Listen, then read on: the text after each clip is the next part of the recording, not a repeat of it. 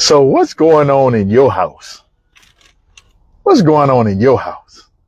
What's up, family? What's happening? It's Thursday, 6:30. Time to get a little shopper. What's happening with you? Hope you're doing well. It's another beautiful day, another Thursday. We back here to make it do what it do. I'm in the van right now because we out traveling, doing our thing. Check out our fans of Maryland Eastern Shore Bowling. Check out our fan page so you can kind of check us out bowling this weekend. But we start tomorrow morning, so love to have you on there to check us out. But look, let's go do this, okay? Because I'm excited. I always get excited. It's Thursday. I get excited. Don't take much. But anyway, let's do this. Y'all know we do. On the count of three, let's go. 1, 2, 3. 1, 2, 3. One more time. 1, 2, 3. All right. So, yeah, I needed those deep breaths right now because I've been brushing a little bit. Thank God we had safe flight. We got a little late getting here because we had to fly around a storm. So a little late getting on the ground. So we've been rushing. But girls in there trying to get their practice in. So we're trying to get ready for our competition. So keep us in your prayers. Great tournament that we are going to be a part of this weekend. A lot of great opportunity for us and a lot of opportunity to learn, right? So, but this is Thursday. It's 6:30. So y'all know what I'm here to do. So let's talk about it. Let's go here. Genesis chapter 27. Yes, indeed. Genesis chapter 27. And for a minute, really, if you think about it, we've been just going through chapter by chapter of Genesis. Ain't no rush, and we ain't trying to hurry up and meet no deadline. We just going through the book of Genesis. And so now we on chapter 27. And if you really think about it, throughout the entire book of Genesis, really been talking about family, really been talking about, the relationships of the family and y'all heard me talk about the last couple weeks talking about generational blessings and generational curses, right? And so, chapter 27, guess what? Some more of it. And it's kind of solidifying even more about what we've been talking about as far as generational curses, generational blessings, right? And so here we got Rebecca and Isaac, right? And I got 3 points I want to make out of this chapter, but I want to kind of surmise it real quick. In chapter 27, if you remember now, Rebecca and Isaac have 2 sons, Esau and Jacob. And if you remember when we talked about it, when they were first born, when they were conceived, they've been at each other. Like Rebecca was even asking God, like, why is this happening to me? So like they already at each other's throat and they haven't even been born yet. They still in her womb being developed and they already at each other, right? She already could feel it, right? And so then when they're born, who is it? It's Jacob that's grabbing at Esau's heel, right? So it's like, come back here. No, like I'm coming out first, like they fighting, right? So, and unfortunately when they came out, it's still more of it, okay? Still more of it happening. And so now here we're in chapter 27 and basically Isaac is at the point now where he's getting close to that time where he's going to be going from labor to reward, right? He's going to be passing away pretty soon. He's already saying it because he's losing his sight and he's getting old. And so he tells his son Esau, come on, come here. I need you to go out there and get go out there and do what you do and give me something to eat, man. My favorite meal. So I need you to go out there and get my favorite meal. And once you get that, I want you to come back and prepare it and feed it to me. Serve it to me so that I can eat. And then after that, I am going to give you the blessing that's due to you. Okay. And so, one of the first points I'm going to make right now, I know I said 3 points. I just heard another point I want to make real quick. One of the first points is be careful of what you say because you just never know who might be listening. Okay. You might just want to be telling it because you feel like you can, or you big and bad enough to say whatever you want to say. You just might want to be careful about what you say, who you say it to, how loud you say it, whatever. Because somebody just might be ear hustling and eavesdropping in on what it is you're saying.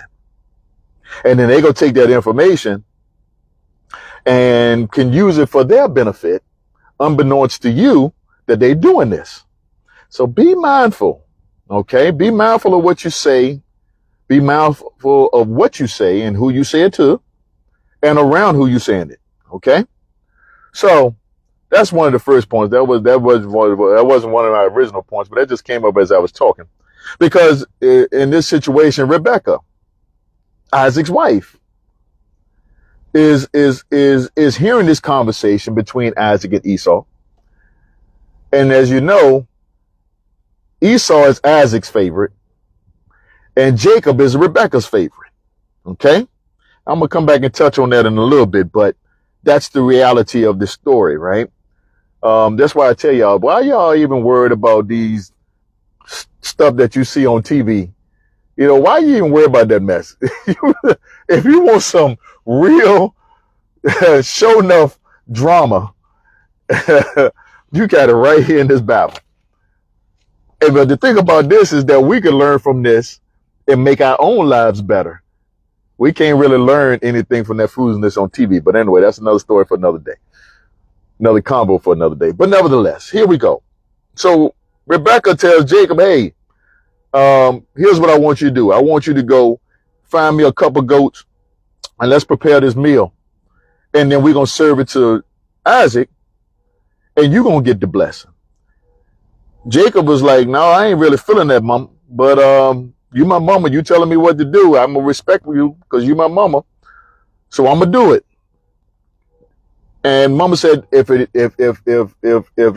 all fall apart, let that curse fall on me. Mama going to take the fall if it don't go according to plan. So mama said, go ahead, get them goats. I'm going to hook you up with some of his clothing. I'm going to put some stuff on you. So, cause Esau is hairy and your skin is smooth and Isaac go to touch you cause he can't see, but when he go to touch you, he can feel and smell and those senses still working. And so we're going to make sure those senses make it look like you're Esau instead of Isaac. So, I guess y'all kind of see some of the dynamics that's taken here in the family. So I asked the question, what's going on in your house? What's going on in your family? Okay. Cause this right here is some shady stuff going on, and this is in the family. So I'm just trying to summarize the story for you. So the bottom line is Jacob goes and do this and come back and they fix the meal and they give it to Isaac, and Isaac eats the meal, and but Isaac started asking some questions like, hold on, you know something ain't right here. So he started asking some questions like, he started asking questions, are you Esau? And so then he goes to, have him do certain things, and that's the reason why Rebecca hooked him up with the clothing and hooked him up with the put some stuff on his neck and on his arms to make him feel like he was hairy, because Isaac can't see, but he can feel it and he can smell. And so Isaac asking questions because something just ain't adding up to him, but because they dotted every I and crossed every T somewhat, they were able to fool Isaac. And Isaac went on and gave the blessing to Jacob. And soon as Jacob gets the blessing, Esau comes back and he does exactly what Isaac told him to do. And he brings the meal to him. And Isaac is like, well, I just finished eating. Who are you? What? And he tells, I'm Esau. And so now the Bible even says that at this point, Isaac starts to tremble really like really bad, right? Because now he realized that he's been duped. He'd been had. Okay. And unfortunately, the blessing, I don't know why, but this is what it says. The blessing can't be reversed. It's a blessing that has to be, because it was done before God. And this blessing has to be given to Jacob. Okay. Now, I'm not a Bible scholar, so I can't really speak as to why that's the case, but that's the case. And so, read chapter 27, Genesis chapter 27. You can read the story for yourself, but I try to surmise it. But the 3 points I want to make real quick out of this, and I'm gonna get out your way. But when it comes to your kids, love differently because all our kids are different, right? Everybody has their own little vibe, their own little flow of things, right? And some of our kids get on our nerves. Well, all our kids get on our nerves at times, right? But we love them differently because they different, right? But they still ours. They still our kids. We made them. You made yours. I made mine. Okay. They still our kids. Okay. And so while we gonna love them differently, we can't love more one than the other, because that produces division in the house. Okay. And so we see that happening here. There's a big divide in the house. Jacob and Esau have been at each other from the day one. But my question is, Isaac, Rebekah, why haven't y'all done something to make that better? Okay. You know, you always got some sibling rivalries and some issues that always goes on, but it's up to us as the parents to make sure that we are making the environment conducive for love for everybody. So that's one of the points right here. Another one, and I just kind of alluded to it just now, and this is where us as parents have to be careful, because we can allow the children to cause the division in the marriage, which causes division in the household. Now, fathers, us daddies, guess who it starts with? They don't start with the mama. It starts with us. And so we have to call that out and have to deal with it to make sure that we don't produce a situation in our home where we have division and that we are allowing it to continue. Some of these things we're going to have to deal with in our house. It's not easy to deal with. It's not easy to talk about. It's not a fun conversation. It's not easy. But these are things that have to be done if you want peace in your home, if you want peace in your marriage. Right here, there's no peace between Isaac and Rebekah like it should be, because they're allowing the kids to separate the two. Why? Because Isaac loves Esau and Rebekah loves Jacob. It doesn't say anything about Isaac loving Jacob and Rebekah loving Esau. And there's division in the house. But I also want to make sure that we understand this. Let's keep things in order. There's God first, then it's your spouse, then it's your kids. Sometimes we get that out of order. We put the kids first, and we might put God last. Spouse fit in wherever they fit in. That's out of order. So if things get out of order, how you expect order to happen? We got to make sure things are in order. Husband, love your wife as Christ loves the church. Wives, submit to your husband. That's the order.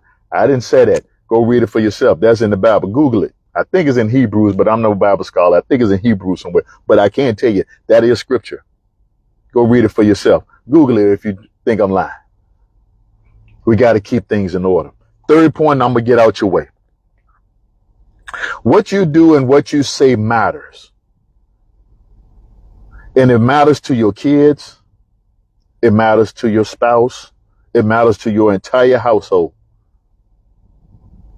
So we have to make sure that we're producing. I'm just kind of just saying the same thing. I feel like I'm saying the same thing, but I got to hit this point and drive it home that for our household, we have to make sure that we are careful as to what we're saying, what we're doing, because we are examples to our kids. The first things they learn is what they learn at home. And what example are we setting at home for our kids? Because the reality is, I think I talked about it on last week when you talking about that you always like you just like your mama, you just like your daddy.